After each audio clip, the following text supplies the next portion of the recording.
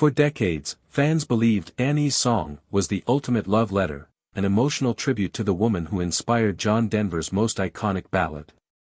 But what if it wasn't written in a moment of joy, but in the aftermath of a fight? And what if the woman behind the song, Annie Denver, held on to a secret for nearly 50 years?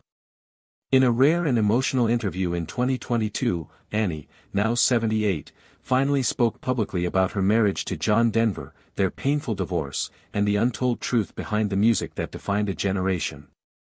It wasn't just a story of love, it was one of heartbreak, silence, fame, and a surprising act of rage involving a chainsaw. Annie's song has long been hailed as one of America's most heartfelt love songs, haunting, tender, and poetic. Written in 1974, it was widely believed to be born out of pure passion for John Denver's first wife, Annie Martel. But according to Annie herself, the truth is far more complicated. During her 2022 appearance on the Mobituaries podcast, Annie revealed that the song was actually written after a painful argument, not during a romantic honeymoon, but following a tense moment that nearly broke them.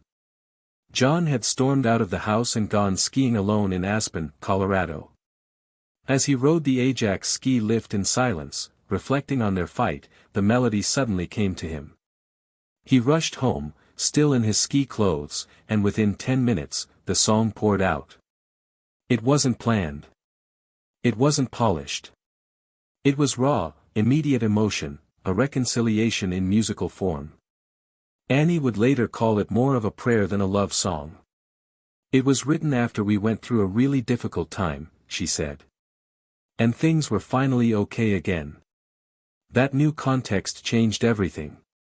Every lyric, every note was not just about love but saving it. It was a matter of standing at the edge of something that was falling apart and turning back. Even years later, Annie confessed that the song still sometimes made her cry. I still cry when I hear it, she confessed. In a surprising twist, though, this is not even her favorite John song. That distinction belongs to Perhaps Love, a duet with opera great Plácido Domingo, another profoundly exposed song. What's even more powerful is that Annie hasn't tried to rewrite their story. She tells it honestly, remembering the good and the painful in equal measure. Annie's song wasn't just a romantic ballad. It was a lifeline, written at a time when everything felt like it was slipping away.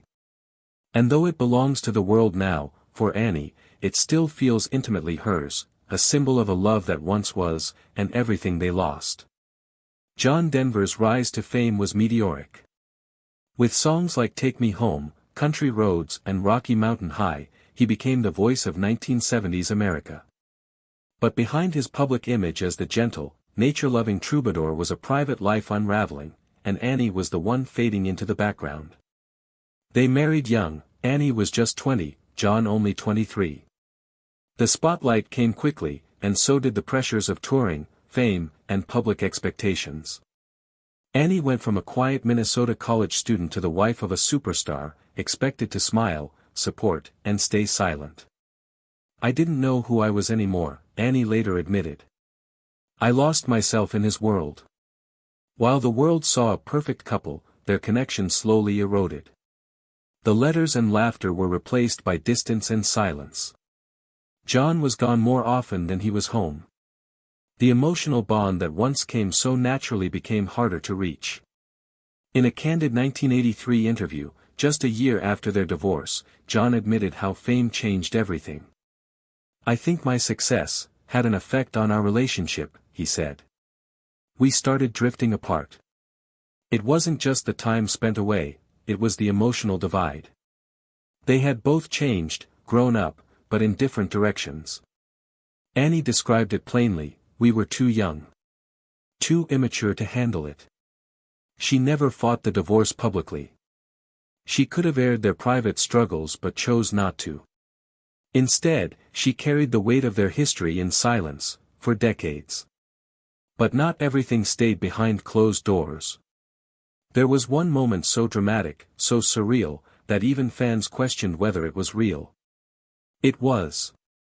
During their final split, John Denver took a chainsaw to the bed they once shared. It wasn't a metaphor. It wasn't artistic expression. It was fury. And it was real. By the early 1980s, their marriage had crumbled into bitterness.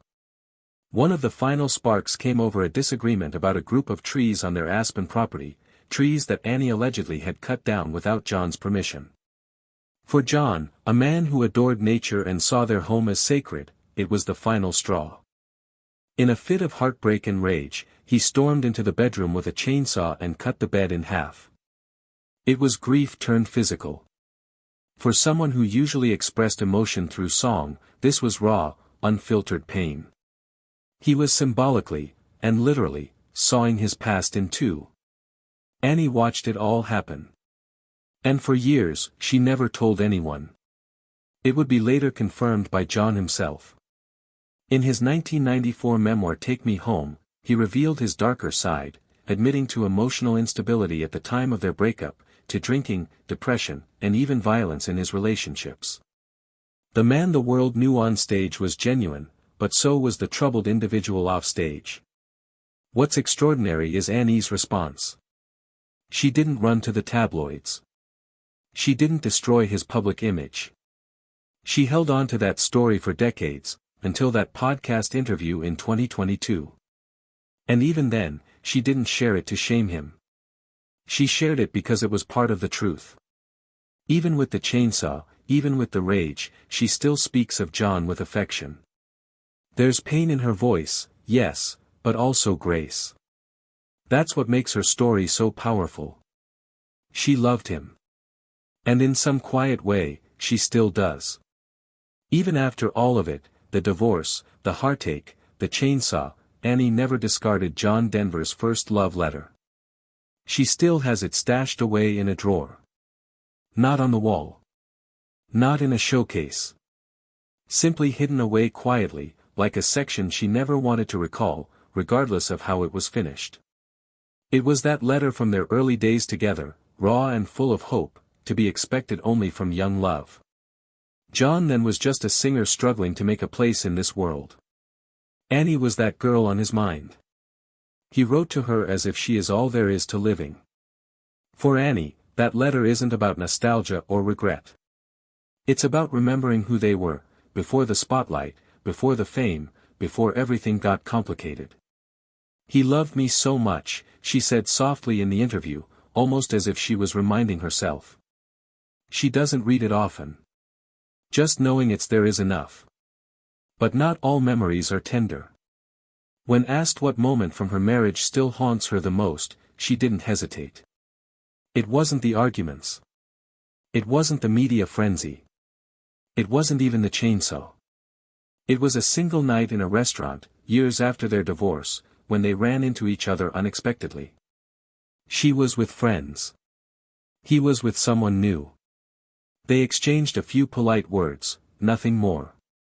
But when she got home, she found a voicemail from him. In it, John said seeing her had stirred up all the old feelings again. His voice cracked. He told her he still loved her. Annie never returned the call. Even now, decades later, her voice shakes when she talks about it. I wish I'd picked up the phone, she whispered.